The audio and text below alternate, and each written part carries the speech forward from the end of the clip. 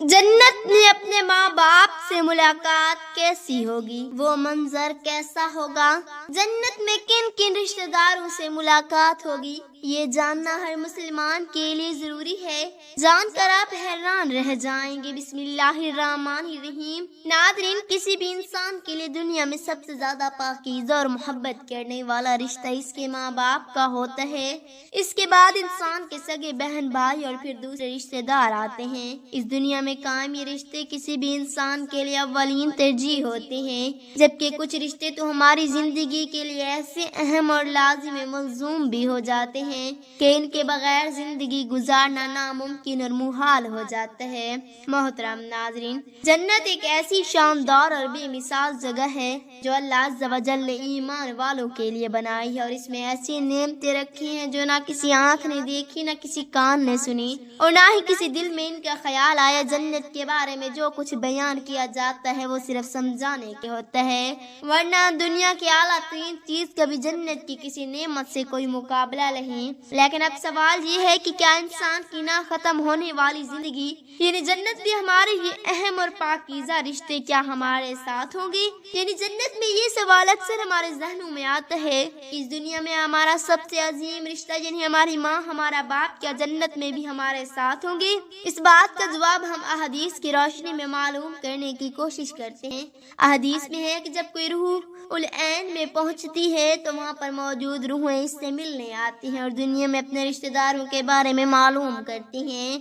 और इसी तरह से जब कोई इंसान मरने के बाद अलियन में पहुंचता है, इसके रिश्तेदार इससे ऐसे मिलते हैं जैसे किसी दूर दराज से आने वाले मुसाफिर से मुलाकात की जाती है, और वो दोनों आपस में मिलकर बहुत खुश होते हैं। इरशाद बारी ताला है, ऐ मेरे बंदो, आज तुम पर ना कोई खौफ तारी होगा और ना तुम गमगीन होगे। मेरे वो बंदे जो हमारी आयतों पर ईमान लाए थे और फरमाबरदार रहे थे, तुम भी और तुम्हारी बीवियां भी खुशी से चमकते चेहरों के साथ जन्नत में दाखिल हो जाओगे। इनके आगे सोने के प्याले और गिलास गर्दिश लाए जाएंगे, और इस जन्नत में हर वो चीज होगी जिसकी दिलों की ख्वाहिश होगी और जिसमें आंखों को लज्जत हासिल होगी। इनसे कहा जाएगा कि इस जन्नत में तुम हमेशा रहोगे। मोहतरम नाज़रीन, इस आयत से ये बात साबित होती है कि जन्नती मर्दों की बीवियां भी जन्नत में इनके साथ ही होंगी और एक ही साथ ही जन्नत में रहेंगे। वहाँ जन्नत में हर वो चीज मुहैया की जाएगी जिसकी वो ख्वाहिश करेंगे। हज़रत अबू हुरैरा रज़ियल्लाहु ताला अन्हु से रिवायत है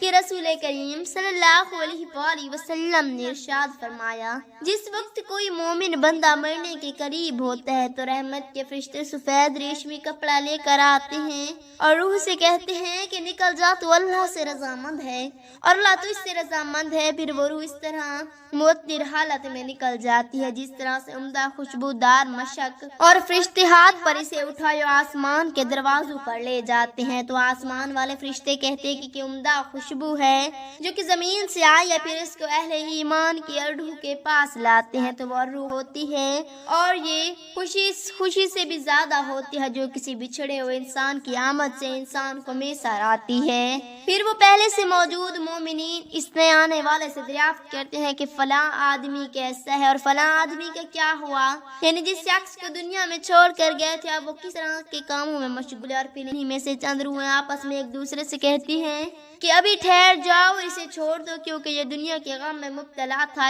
ये रूह पूछती है कि क्या वो शख्स अभी तुम लोगों के पास नहीं पहुंचा, वो तो कब का मर चुका था। इस पर वो रूहें कहती हैं कि फिर वो तो जहन्नम में गया होगा। मोहतरम नाज़रीन, प्यारे नबी हज़रत मोहम्मद मुस्तफ़ा सल्लल्लाहु अलैहि वसल्लम ने फरमाया कि तुम्हारे आमाल तुम्हारे रिश्तेदारों और खानदान वालों के सामने जो आलिम बरज़ख में हैं पेश किए जाते हैं। अगर नेक अमल हो तो वो खुश होते हैं और कहते हैं कि अल्लाह आपका फजल और रहमत है, बस अपनी ये नेमत इस पर पूरी कीजिए और इसको मौत दीजिए। इस तरह इस पर गुनाहगार शख्स का अमल भी पेश होता है तो कहते हैं ऐ अल्लाह इसके दिल में नेकी डाल दे जो तेरी रजा और कुर्ब का सबब हो जाए। मुख्तलिफ रवायात से मालूम होता है कि जन्नत में मुख्तलिफ रिश्तेदार एक दूसरे को पहचानते होंगे और एक दूसरे से मिलते जुलते रहेंगे और इनमें से بعض کو ایک ساتھ رکھا جائے گا۔ سورہ طور کی آیت نمبر 21 میں اللہ سبحانہ تعالیٰ کا فرمان ہے، اور جو لوگ ایمان لائے اور ان کی اولاد نے بھی ایمان میں ان کی پیروی کی تو ان کی اولاد کو ہم انہی کے ساتھ شامل کر دیں گے اور ان کے عمل میں سے کسی چیز کی کمی نہیں کریں گے۔ حضرت ابن عباس رضی اللہ تعالیٰ عنہ سے مروی ہے، بے شک اللہ تعالیٰ مومن کی آنکھوں کو ٹھنڈا کرنے کے لیے اس کی اولاد کو ان کے اصل مقام بلند کر کے اس کے پاس اس کے درجے میں پہنچا دیں گے، گرچہ یہ اولاد اپنے اعمال کے اعتبار سے اسی درجے تک نہ پہنچتی ہو۔ پھر آپ صلی اللہ علیہ وآلہ وسلم نے یہ آیات تلاوت فرمائی، اور جو لوگ ایمان لائے اور ان کی اولاد نے بھی ایمان میں ان کی پیروی کی، اس سے معلوم ہوتا ہے کہ انسانوں کی اولاد کو اس کی خواہش کے مطابق ان کے ساتھ ہی رکھا جائے گا۔ جو لوگ جنت میں جائیں گے تو یقیناً یہ وہ لوگ ہوں گے جنہوں نے اس دنیا میں نیک اعمال کیے، جبکہ ایسے اعمال بھی ہوں گے جنہوں نے گناہ کیے ہوں گے لیکن اپنے گناہوں پر شرمندہ ہو کر اس دنیا میں ہی اللہ سے معافی مانگ لی ہو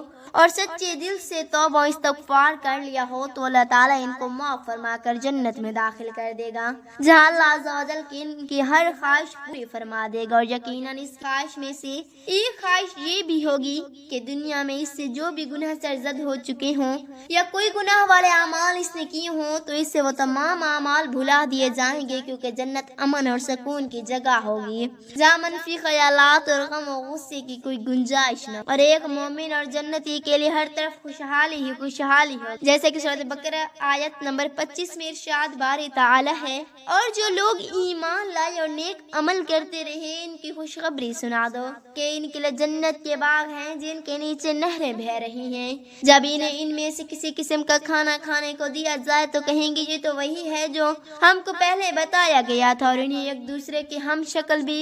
دیے جائیں گے، اور وہاں ان کے لیے پاک بیویاں ہوں گی اور وہ جنت میں ہمیشہ رہیں گے۔ محترم ناظرین، ایک اور حدیث پاک میں ہے کہ رسول اللہ صلی اللہ علیہ وسلم نے فرمایا، جنت اہل جنت جنت میں داخل ہوں گے اور ان میں سے کسی کو اپنے بھائیوں اور رشتہ داروں سے ملنے کی خواہش ہو تو اس کے بستر سے اڑا کر ان کے بستروں کے برابر پہنچا دے گا، اور پھر دونوں تکیہ لگا کر دنیا میں گزرے ہوئے دنوں کے بارے میں باتیں کرنے لگیں گے۔ ان میں سے ایک اپنے ساتھی سے کہے گا کہ اے فلاں، تمہیں یاد ہے کہ اللہ نے فلاں دن فلاں فلاں جگہ پر ہماری مغفرت فرمائی تھی، ہم نے اللہ سے دعا کی تھی اور اللہ نے ہمیں مغفرت کا پروانہ عطا فرما دیا تھا۔ رسول کریم صلی اللہ علیہ وسلم کے مزاج مبارک کے بارے میں متعدد احادیث مبارکہ میں بیان کیا گیا ہے کہ آپ صلی اللہ علیہ وسلم انتہائی شگفتہ مزاج سے اور نرمی و محبت سے اور مسکرا کر بات کیا کرتے تھے، تاہم کئی بار آپ صلی اللہ علیہ وآلہ وسلم بے اختیار ہنس بھی دیتے، مگر یہ اس وقت ہوتا جب آپ صلی اللہ علیہ وآلہ وسلم آخرت کے حالات بیان کر رہے تھے۔ امام عسقلانی رحمت اللہ علیہ فرماتے ہیں، یہ کہا گیا کہ آپ صلی اللہ علیہ وسلم صرف آخرت کے امور ایسا کرتے تھے، اگر کوئی معاملہ دنیا سے متعلق ہوتا تو اس پر آپ صلی اللہ علیہ وآلہ وسلم صرف تبسم فرمایا کرتے تھے۔ آپ صلی اللہ علیہ وآلہ وسلم نے ایک بار صحابہ کرام کو یہ آگاہ کیا کہ روز محشر جب کسی کو جہنم سے نکال کر جنت میں بھیجا جائے گا تو اس کی حالت کیا ہوگی؟ اس پر آپ صلی اللہ علیہ وآلہ وسلم نے ہنس کر واقعہ کا حوال بیان کیا۔ بخاری شریف اور مسلم شریف میں یہ متفقہ حدیث مبارکہ یوں بیان کی گئی ہے۔ حضرت عبداللہ بن مسعود رضی اللہ تعالی عنہ سے روایت ہے کہ حضور نبی اکرم صلی اللہ علیہ وسلم نے فرمایا، مجھے اچھی طرح معلوم ہے کہ سب سے آخر میں جہنم سے کون نکالا جائے گا، یہ سب سے آخر میں کون جنت کے اندر داخل ہوگا۔ یہ آدمی اپنے جسم کو گھسیٹتا ہوا جہنم سے باہر نکلے گا، چنانچہ اللہ تعالیٰ اس سے فرمائے گا جا جنت میں داخل ہو جاؤ، جنت میں داخل ہوگا تو اسے گمان گزرے گا کہ شاید یہ بھری ہوئی ہے، چنانچہ وہ واپس لوٹ کر عرض گزار ہوگا، اے رب وہ تو بھری ہوئی ہے، بس اللہ تعالیٰ اس سے فرمائے گا جا جنت میں چلا جا، اللہ جنت میں داخل ہوگا، جنت میں جا کر پھر گمان گزرے گا کہ شاید یہ بھی بھری ہوئی ہے، واپس لوٹ کر پھر عرض کرے گا، اے رب العالمین میں نے تو وہ بھی بھری ہوئی پائی ہے، چنانچہ اللہ تعالیٰ اس سے فرمائے گا جا اور جنت میں داخل ہو جا، کیونکہ تیرے لیے جنت میں دنیا کے برابر بلکہ اس سے 10 گنا زیادہ حصہ ہے۔ عرض کرے گا، اے اللہ کیا مجھ سے مذاق کرتا ہے یا مجھ پر ہنستا ہے؟ حالانکہ تو حقیقی مالک ہے، حضرت عبداللہ بن مسعود رضی اللہ تعالی عنہ بیان کرتے ہیں کہ میں نے دیکھا کہ اس پر حضور نبی اکرم صلی اللہ علیہ وآلہ وسلم ہنس پڑے، یہاں تک کہ آپ صلی اللہ علیہ وآلہ وسلم کے دندان مبارک نظر آنے لگے۔ آپ صلی اللہ علیہ وآلہ وسلم فرماتے ہیں یہ اہل جنت کے سب سے کم درجے والے شخص کا حال ہے۔ حضرت ابو سعید سے روایت ہے کہ رسول اللہ صلی اللہ علیہ وآلہ وسلم نے فرمایا جو آدمی سب سے آخر میں جنت میں داخل ہوگا وہ گرتا پڑتا اور گھسیٹتا ہوا دوزخ سے اس حال میں نکلے گا کہ دوزخ کی آگ سے جلا رہے گی، پھر دوزخ سے نکل جائے گا تو پھر دوزخ کی طرف لپٹ کر دیکھے گا اور دوزخ سے مخاطب ہو کر کہے گا کہ بڑی بابرکت ہے وہ ذات جس نے مجھے تجھ سے نجات دی، اور اللہ تعالیٰ نے مجھے وہ نعمت عطا فرمائی ہے کہ اولین و آخرین میں سے کسی کا بھی وہ نعمت عطا نہیں فرمائی۔ پھر اس کے لیے ایک درخت بلند کیا جائے گا، وہ آدمی کہے گا کہ اے اللہ میرے پروردگار مجھے اس درخت کے قریب کر دیجئے تاکہ میں اس کے سائے کو حاصل کر سکوں اور اس کے پھلوں سے پانی پیوں۔ اللہ تعالیٰ فرمائیں گے اے ابن آدم اگر میں تجھے یہ دے دوں پھر اس کے علاوہ تو اور کچھ نہیں مانگے گا؟ وہ عرض کرے گا کہ نہیں ہے میرے پروردگار۔ اللہ تعالیٰ اس سے اس کے علاوہ اور نہ مانگنے کا معاہدہ فرمائیں گے اور اللہ تعالیٰ اس کا عذر قبول فرمائیں گے، کیونکہ وہ جنت کی ایسی ایسی نعمتیں دیکھ چکا ہوگا کہ اس پر اسے صبر نہ ہوگا۔ اللہ تعالیٰ اسے اس درخت کے قریب کر دیں گے اور وہ اس کے سائے میں آرام کرے گا اور اس کے پھلوں کے پانی سے پیاس بجھائے گا۔ پھر اس کے لیے ایک اور درخت ظاہر کیا جائے گا جو پہلے درخت سے کہیں زیادہ خوبصورت ہوگا۔ وہ آدمی عرض کرے گا اے میرے پروردگار مجھے اس درخت کے قریب فرما دیجئے تاکہ میں اس کا سایہ حاصل کر سکوں اور اس کا پانی پی اور اس کے بعد میں اور کوئی سوال نہیں کروں گا۔ اللہ فرمائے گا اے ابن آدم کیا تو نے مجھ سے وعدہ نہیں کیا تھا کہ تو مجھ سے اور کوئی سوال نہیں کرے گا؟ اور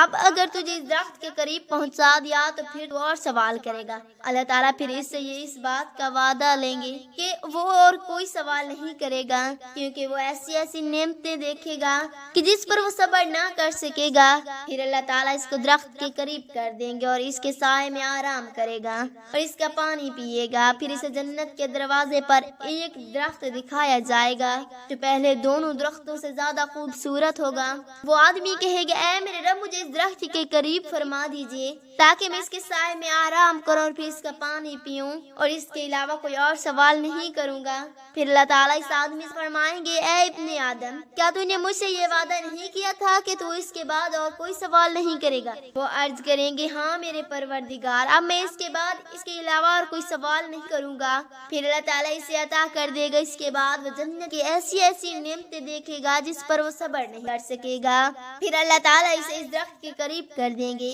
جب وہ اس درخت کے قریب پہنچے گا تو جنت والوں کی آواز سن گا تو پھر وہ عرض کریں گے اے میرے رب مجھے اس میں داخل کر دے۔ تو اللہ فرمائے گا اے ابن آدم تیرے سوال کو کون سی چیز روک سکے کہ تو اس پر راضی ہے کہ تجھے دنیا اور دنیا کے برابر دیے جائیں؟ وہ کہے گا اے رب العالمین تو مجھ سے مذاق کرتا ہے۔ یہ حدیث بیان کر کے حضرت عبداللہ رضی اللہ تعالی عنہ ہنس پڑے اور لوگوں سے فرمایا کہ تم سے کیوں نہیں پوچھتے کہ میں کیوں ہنسا؟ لوگوں نے کہا کہ آپ کس وجہ سے ہنسے؟ فرمایا آپ صلی اللہ علیہ وآلہ وسلم اس طرح ہنسے۔ فرمایا رسول اللہ صلی اللہ علیہ وآلہ وسلم اس طرح ہنستے تھے۔ فرمایا اللہ رب العالمین کی وجہ سے جب وہ آدمی کہے گا کہ آپ رب العالمین ہونے کے باوجود مذاق فرما رہے ہیں تو اللہ تعالیٰ فرمائے گا کہ میں تو اسے مذاق نہیں کرتا مگر جو چاہوں کرنے پر قادر ہوں۔ اللہ عز و جل سے دعا ہے کہ ہمیں بھی اس دنیا کی آزمائش میں کامیابی و کامرانی عطا فرما، جنت میں داخل فرما اور ہمارا خاتمہ ایمان پر فرما، آمین۔ ناظرین یہ تھی ہماری آج کی ویڈیو، اچھی لگی ہو تو ویڈیو کو لائک کریں، شیئر کریں، چینل کو سبسکرائب کریں اور کمنٹ باکس میں اللہ تعالیٰ کے 99 ناموں میں سے ایک نام ضرور ٹائپ کریں۔ شکریہ۔ اللہ پاک ہم سب کا حامی و ناصر ہو، آمین ثم آمین۔